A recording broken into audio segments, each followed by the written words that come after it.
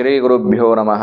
ಭವಿಷ್ಯ ಮಹಾಗಣಪತಯೇ ನಮಃ. ನಮಸ್ಕಾರ. ನಾನು ಡಾಕ್ಟರ್ ವಿಶ್ವನಾಥ್ ಭಾಗವತ್, ಜ್ಯೋತಿಷಿ ಮತ್ತು ವಾಸ್ತುತಜ್ಞ. ಅಕ್ಯುರೇಟ್ ಪ್ರಿಡಿಕ್ಷನ್ಗೋಸ್ಕರವಾಗಿ ನೀವು ನನ್ನನ್ನು ಕಾಂಟ್ಯಾಕ್ಟ್ ಮಾಡಬೇಕು. ಈಗ ವೃಷಭ ರಾಶಿ ಜುಲೈ 2025 ಮಾಸ ಭವಿಷ್ಯವನ್ನು ನೋಡ್ತಕ್ಕಂತಹ ಸಂದರ್ಭ. ವೃಷಭ ರಾಶಿಯ ಅಧಿಪತಿಯಾಗಿರ್ತಕ್ಕಂತಹ ಶುಕ್ರ ಷಷ್ಠಮಾಧಿಪತಿಯಾಗಿದ್ದಾನೆ. ನಿಮ್ಮ ರಾಶಿಯಾಧಿಪತಿಯಾಗಿರ್ತಕ್ಕಂತಹ ಶುಕ್ರ 1ನೇ ಮನೆಯಲ್ಲಿದ್ದಾನೆ. ಜನ್ಮಸ್ಥ ಶುಕ್ರ ನಿಮಗೆ ಪಿತರಾರ್ಜಿತವಾದಂತಹ ಆಸ್ತಿಗಳನ್ನು ಕೊಡ್ತಾನೆ. ತಂದೆ ತಾಯಿಗಳು ಹಿರಿಯರಿಂದ ಒಂದಷ್ಟು ಹಣವನ್ನು ಕೊಡಿಸುವಂಥದ್ದು, ಅದು 1 ರೂಪಾಯಿಂದ ಹಿಡಿದು ದೊಡ್ಡ ಅಮೌಂಟಿನವರೆಗೆ ಬರುವಂತಹ ಸಾಧ್ಯತೆಗಳು, ಅಥವಾ ಒಂದು ಚಿಕ್ಕ ಸಹಾಯದಿಂದ ಹಿಡಿದು ದೊಡ್ಡ ದೊಡ್ಡ ಸಹಾಯ ಅಥವಾ ಆಸ್ತಿ ಬರುವಂಥದ್ದು, ಇದೆಲ್ಲವೂ ಕೂಡ ಜನ್ಮಸ್ಥ ಶುಕ್ರನಿದ್ದಾಗ ನಡೆಯುತ್ತೆ.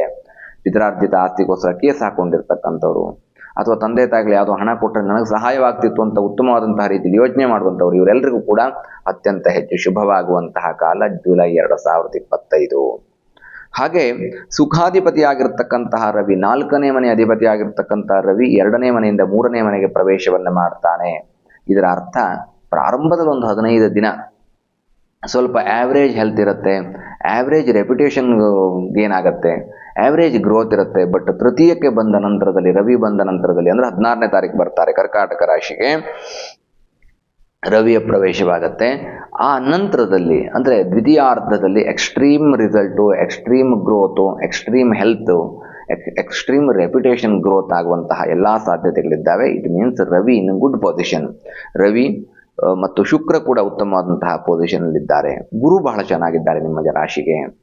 8 ಮತ್ತು 11ನೇ ಮನೆ ಅಧಿಪತಿ ಆಗಿರ್ತಕ್ಕಂಥವನು ಬಾಧಕಾಧಿಪತಿ, ಲಾಭಾಧಿಪತಿ ಆಗಿರ್ತಕ್ಕಂತಹ ಗುರು ದ್ವಿತೀಯದಲ್ಲಿ. ಗುರು ಬಲ ತುಂಬ ಚೆನ್ನಾಗಿದೆ. 2ನೇ ಮನೆಯಲ್ಲಿ ಗುರು ಇದ್ದಾಗ ಮಾಡುವಂತಹ ಎಲ್ಲ ಕೆಲಸಗಳಲ್ಲಿ ಸಕ್ಸಸ್ಸು, ಗ್ರೋತ್ ಆಗತ್ತೆ, ಪ್ರಮೋಷನ್, ಇನ್ಕ್ರಿಮೆಂಟ್ ಸಿಗತ್ತೆ. ಮಾಡುವಂತಹ ಕೆಲಸದಲ್ಲಿ ಮುಟ್ಟಿದ್ದೆಲ್ಲ ಚಿನ್ನವಾಗುವಂತಹ ಯೋಗ ವೃಷಭ ರಾಶಿಯವರಿಗಿದೆ. ಗುರು ಬಲ ಚೆನ್ನಾಗಿದ್ರೆ ಯಾವ ಕಷ್ಟಗಳು ಮನುಷ್ಯನಿಗೆ ಬರೋದಿಲ್ಲ. ಇನ್ನು 2 ಮತ್ತು 5ನೇ ಮನೆ ಅಧಿಪತಿ ಆಗಿರ್ತಕ್ಕಂತಹ ಬುಧ 3ನೇ ಮನೆಯಲ್ಲಿದ್ದಾನೆ. ಸಿಟ್ಟು ಬಹಳ ಬೇಗ ಬರುತ್ತೆ, ಅರ್ಥೈಸಿಕೊಳ್ಳುವಷ್ಟು ತಾಳ್ಮೆ ಇರೋದಿಲ್ಲ, ಬಹಳ ಬೇಗ ರಿಯಾಕ್ಟ್ ಮಾಡಕ್ಕೆ ಹೋಗ್ತೀರಿ. ಬುಧ ಚೆನ್ನಾಗಿಲ್ಲ. ಸೊ ಹಾಗಾಗಿ ಬುಧನ ಪೊಸಿಷನನ್ನು ನೀವು ನೆನಪಲ್ಲಿಟ್ಕೊಂಡು ನಿಮ್ಮನ್ನು ನೀವು ಸೆಲ್ಫ್ ಕಂಟ್ರೋಲ್ ಮಾಡ್ಕೊಳ್ತಕ್ಕಂಥದ್ದು ಬೇಕು. ಮೆಡಿಟೇಷನ್ ಮಾಡ್ಕೊಳ್ಳಿ. ಯಾವುದೇ ರೀತಿಯಾದಂತಹ ಇಮಿಡಿಯೇಟ್ ರಿಯಾಕ್ಷನ್ಗಳು ಬೇಡ. ನಿಧಾನಕ್ಕೆ ಉತ್ತರ ಕೊಡುವಂಥದ್ದು, ನಿಧಾನಕ್ಕೆ ಸ್ಪಂದಿಸ್ತಕ್ಕಂಥದ್ದನ್ನು ಮಾಡ್ಕೊಳ್ಳಿ. ಬಹಳ ಉತ್ತಮವಾದಂತಹ ರಿಸಲ್ಟನ್ನು ಪ್ರಾಪ್ತ ಮಾಡ್ಕೊಳ್ತೀರಿ. When it comes to negative ವಿಷಯ ಅಂತ ಬಂದಾಗ ನಿಧಾನಕ್ಕೆ ರಿಯಾಕ್ಷನ್ ಮಾಡಿ ಅಂದ ತಕ್ಷಣ ಕೇಳಿದ್ದಕ್ಕೆಲ್ಲ ಲೇಟಾಗಿ ಉತ್ತರ ಕೊಡುವಂಥದ್ದನ್ನು ಮಾಡ್ಕೊಳ್ಳೋಕೆ ಹೋಗಬೇಡಿ. ಕೆಟ್ಟ ವಿಚಾರಗಳು ಅಥವಾ ಯಾರೋ ಬೈದರು, ಯಾರಿಗೋ ಬೈಬೇಕಾಗಿತ್ತು, ಹೇಳಬೇಕಾಗಿತ್ತು, ಉತ್ತರ ಕೊಟ್ಬಿಡ್ಬೇಕಾಗಿತ್ತು, ಆ ಥರದ ನಿರ್ಧಾರಗಳು ಬೇಡ. ಹಾಗಾಗಿ 3ನೇ ಮನೆಯಲ್ಲಿರ್ತಕ್ಕಂತಹ ಬುಧನ ಪರಿಹಾರಾರ್ಥವಾಗಿ ಕೊನೆಯಲ್ಲಿ ಒಂದು ಪರಿಹಾರವನ್ನು ಹೇಳ್ತೇನೆ. ನಂತರದಲ್ಲಿ 7 ಮತ್ತು 12ನೇ ಮನೆ ಅಧಿಪತಿ ಆಗಿರ್ತಕ್ಕಂತಹ ಕುಜ 4ಥ ಭಾವದಲ್ಲಿ 4ನೇ ಮನೆಯಲ್ಲಿ ಕುಜ ಇದ್ದಾನೆ. ಕುಜನಿಗೆ ಗೋಚಾರದಲ್ಲಿ ಶುಭವ ಅಂತ ಕೇಳಿದ್ರೆ ಅಲ್ಲ, ಬಟ್ ಸುಖ ಸ್ಥಾನದಲ್ಲಿರ್ತಕ್ಕಂಥದ್ರಿಂದ ಮಂಗಳ ಕಾರ್ಯಗಳನ್ನು, ದೇವಾಲಯ ದರ್ಶನ ಮಾಡುವಂತಹ ಒಂದಷ್ಟು ಮನಸ್ಥಿತಿಯನ್ನು, ತೀರ್ಥಕ್ಷೇತ್ರಗಳ ದರ್ಶನ ಮಾಡುವಂಥದ್ದು, ಶ್ಲೋಕಾದಿಗಳನ್ನು ಓದ್ಕೊಳ್ತಕ್ಕಂಥದ್ದು, ಒಂದಷ್ಟು ಸ್ಪಿರಿಚುವಲ್ ಮೈಂಡ್ ಸೆಟ್ಗಳನ್ನು ಕೊಡ್ತಾ ಹೋಗ್ತಾನೆ. 4ನೇ ಮನೆಯಲ್ಲಿ ಕುಜ ಇದ್ದಾನೆ.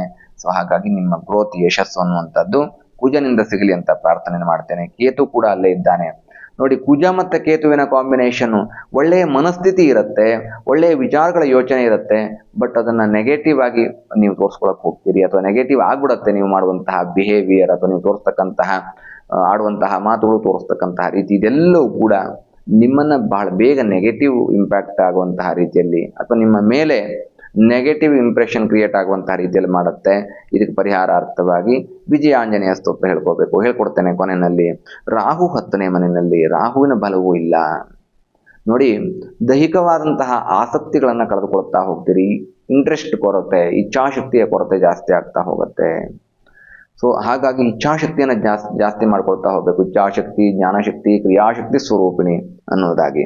ಅದಕ್ಕೆ ಏನಿದೆ, 10th ಹೌಸ್ ರಾಹು ಇದ್ದರೆ ದೃಷ್ಟಿ ದುರ್ಗಾ ಮಂತ್ರಗಳನ್ನ ಹೇಳ್ಕೊಳ್ಳಿ. ನಿಮ್ಮ ಗ್ರೋತ್ ಇದ್ದಾಗೂ ಕೂಡ ಈ ದೃಷ್ಟಿ ದುರ್ಗಾ ಮಂತ್ರಗಳನ್ನ ಹೇಳ್ಕೋಬೇಕಾಗತ್ತೆ.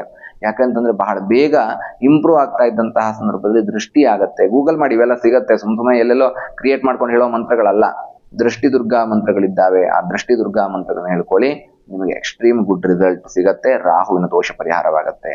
ಹಾಗಾದರೆ 9 ಮತ್ತು 10ನೇ ಮನೆ ಅಧಿಪತಿ ಆಗಿರ್ತಕ್ಕಂಥ ಭಾಗ್ಯಾಧಿಪತಿ, ಕರ್ಮಾಧಿಪತಿ, ಪ್ರತಿಯೊಬ್ಬನಿಗೂ ಇರುವಂತಹ ಯೋಚನೆ ಇದು. ಇನ್ವೆಸ್ಟ್ಮೆಂಟ್ ಮಾಡಬಹುದಾ? ಶೇರ್ ಮಾರ್ಕೆಟ್ ಈ ತಿಂಗಳು ಗ್ರೋತ್ ಕೊಡುತ್ತಾ? ಅಥವಾ ನಾನು ಮಾಡುವಂತಹ ಕೆಲಸ ಕಾರ್ಯದಲ್ಲಿ, ವ್ಯವಹಾರದಲ್ಲಿ, ಬಿಸ್ನೆಸ್ಗಳಲ್ಲಿ ಯಶಸ್ಸನ್ನು ಗಳಿಸ್ತೀನ ಅಂದರೆ ಎಸ್, 200% ಗಳಿಸ್ತೀರಿ. ಬಿಕಾಸ್ ಭಾಗ್ಯಾಧಿಪತಿ ಆಗಿರ್ತಕ್ಕಂಥವನು, ಕರ್ಮಾಧಿಪತಿ ಆಗಿರ್ತಕ್ಕಂತಹ ಶನಿ ಏಕಾದಶ ಶುಭಸ್ಥಾನ ಲಾಭಸ್ಥಾನದಲ್ಲಿದ್ದಾನೆ. ಎಕ್ಸ್ಟ್ರೀಮ್ ಲಾಭ, ಎಕ್ಸ್ಟ್ರೀಮ್ ಜಯ ಗಳಿಸ್ತೀರಿ. ಹಾಗಾಗಿ ನಿಮಗೆ ನಾನು ಏನು ಇವತ್ತು ಈ ತಿಂಗಳಲ್ಲಿ ನೆಗೆಟಿವ್ ಹೇಳಿದ್ರು ಕೂಡ ನಿಮ್ಗೆ ಅದು ಯಾವುದು ಗಮನಕ್ಕೆ ಬರೋದಿಲ್ಲ. ಬಿಕಾಸ್ ನಿಮ್ಮ ಜಾತಕ ಅಥವಾ ನಿಮ್ಮ ಗ್ರಹಸ್ಥಿತಿ, ನಿಮ್ಮ ರಾಶಿಯ ಭವಿಷ್ಯ ತುಂಬ ಚೆನ್ನಾಗಿದೆ, ಯೋಚನೆ ಮಾಡುವಂಥದ್ದೇ ಬೇಡ. ಹಾಗಾದರೆ ಶುಕ್ರ, ಶನಿ ಮತ್ತು ರವಿ, ಗುರು ಈ ಗ್ರಹಗಳನ್ನ ಬಿಟ್ಟರೆ ಮಿಕ್ಕಿದ ಗ್ರಹಗಳು ಚೆನ್ನಾಗಿಲ್ಲ. ಏನು ಪರಿಹಾರ ಮಾಡಿಕೊಳ್ಳಬೇಕು ನೋಡಿ. ನೆಗೆಟಿವಿಟಿ ಇದ್ದರೆ ದೃಷ್ಟಿ ದುರ್ಗಾ ಮಂತ್ರಗಳನ್ನ ಹೇಳ್ಕೊಳ್ಳಿ ಅನ್ನುವಂಥದ್ದು ಹೇಳಿದ್ದೇನೆ. ಗ್ರೋತ್ ಆಗ್ತಾ ಇದ್ರು ಹೇಳ್ಕೊಳ್ಳಿ, ಯಾಕಂತಂದ್ರೆ ನಿಮ್ಗೆ ಬಹಳ ಬೇಗ ದೃಷ್ಟಿ ಆಗ್ಬಿಡುತ್ತೆ. ನಿಮ್ಮ ಯಶಸ್ಸನ್ನ ನಿಮ್ಮ ಸುತ್ತಮುತ್ತ ಇರೋರು ಸಹಿಸ್ಕೊಳ್ಳೋದಿಲ್ಲ. ಹಾಗಾದ್ರೆ ಸಮಸ್ಯೆಯನ್ನು ಅನುಭವಿಸ್ತಾ ಇದ್ರೆ ಏನು ಪರಿಹಾರ ಮಾಡಿಕೊಳ್ಳಬೇಕು? ವಿಜಯಾಂಜನೇಯ ಸ್ತೋತ್ರ ಹೇಳ್ಕೊಳ್ಳಿ. ವಿಜಯವನ್ನ ಕೊಡ್ತಕ್ಕಂತಹ ದಿಗ್ವಿಜಯ ಆಂಜನೇಯನ ಮಂತ್ರ ಅದು, ವಿಜಯ ಆಂಜನೇಯ ಸ್ತೋತ್ರ ಅನ್ನುವಂಥದ್ದು. ಏನು ಮಂತ್ರ ಅದು? ಓಂ ನಮೋ ವಾಯುಪುತ್ರಾಯ ಭೀಮರೂಪಾಯ ಧೀಮತೆ, ನಮಸ್ತೆ ರಾಮದೂತಾಯ ಕಾಮರೂಪಾಯ ಶ್ರೀಮತೆ ಅನ್ನುವಂತಹ ಒಂದು ಉದ್ದವಾದಂತಹ ಶ್ಲೋಕಗಳಿದ್ದಾವೆ. ಇದನ್ನು ಗೂಗಲ್ ಮಾಡಿ ಸಿಗತ್ತೆ. ಇಲ್ಲದೆ ಹೋದ್ರೆ ನನಗೆ ಕಾಂಟ್ಯಾಕ್ಟ್ ಮಾಡಿ, ನಾನು ಅದನ್ನು ಕಳಿಸುವಂತಹ ಪ್ರಯತ್ನವನ್ನು ಮಾಡ್ತೇನೆ. ಇನ್ನೊಮ್ಮೆ ಹೇಳ್ತಾ ಇದ್ದೇನೆ, ಓಂ ನಮೋ ವಾಯುಪುತ್ರಾಯ ಭೀಮರೂಪಾಯ ಧೀಮತೆ, ನಮಸ್ತೆ ರಾಮದೂತಾಯ ಕಾಮರೂಪಾಯ ಶ್ರೀಮತೆ ಅನ್ನುವಂತಹ ಮಂತ್ರವನ್ನು ಹೇಳ್ಕೊಳ್ಳಿ. ಇದು ವಿಜಯಾಂಜನೇಯ ಸ್ತೋತ್ರ. ಎಲ್ಲರಿಗೂ ಕೂಡ ದಿಗ್ವಿಜಯ ಪ್ರಾಪ್ತವಾಗಲಿ ಅನ್ನುವಂತಹ ಕಾರಣಕ್ಕೋಸ್ಕರ ಈ ಮಂತ್ರವನ್ನು ಹೇಳ್ಕೊಟ್ಟಿದ್ದೇನೆ. ಹಾಗಾದ್ರೆ ನನಗೆ ಲಕ್ಕಿಯೆಸ್ಟ್ ಡೇಟ್ ಯಾವುದು, ಶುಭ ಮುಹೂರ್ತ ಯಾವುದು ಈ ತಿಂಗಳಲ್ಲಿ ಅಂತ ಕೇಳಿದ್ರೆ 2, 3, 10, 21, 25, 26, 29, 30 ಇದು ನಿಮಗೆ ಲಕ್ಕಿಯೆಸ್ಟ್ ಡೇಟ್, ಉತ್ತಮವಾದಂತಹ ಶುಭ ಮುಹೂರ್ತ. ಬ್ಯಾಡ್ ಡೇಟ್ಗಳು ಯಾವ್ಯಾವುದು ಅಂತ ಕೇಳಿದ್ರೆ 4, 5, 12, 13, 14, 23, 24 ಇದು ನಿಮಗೆ ಸ್ವಲ್ಪ ಅಶುಭ ಮುಹೂರ್ತಗಳು. ನೋಡಿ, ಗಮನ ಇಟ್ಟು ಕೇಳಿಸ್ಕೊಳ್ಳಿ. 4, 5, 12, 13, 14, 23, 24 ನಿಮಗೆ ಅನ್ಲಕ್ಕಿಯೆಸ್ಟ್ ಡೇಟು. 2, 3, 10, 21, 25, 26, 29, 30 ಇದು ನಿಮಗೆ ಲಕ್ಕಿಯೆಸ್ಟ್ ಡೇಟ್. ಲಕ್ಕಿ ಡೇಟ್ ಮತ್ತು ಅಶುಭ ಮುಹೂರ್ತಗಳ ಬಗ್ಗೆ ಹೇಳಿದ್ದೇನೆ, ಗಮನ ಇಟ್ಟು ಕೇಳಿಸ್ಕೊಳ್ಳಿ. ಕೆಲವೊಂದ್ಸಲ ಏನಾಗುತ್ತೆ, ಈ ನಂಬರ್ಗಳು ಅಥವಾ ಈ ಸಂಖ್ಯೆ, ಈ ದಿನಾಂಕ ಅನ್ನುವಂಥದ್ದೇನಿದೆ ಎರಡೂ ಕಡೆ ಬಂದಿರುವಂತಹ ಸಾಧ್ಯತೆಗಳಿರುತ್ತೆ. ಅಂತ ಡೇಟನ್ಗಳು ಅವಾಯ್ಡ್ ಮಾಡಿ. ಮನುಷ್ಯ ಅಂದಮೇಲೆ ಸಹ ನಡೆಯುವಂತಹ ಮನುಷ್ಯ ಎಡುವುದು ಸಹಜ.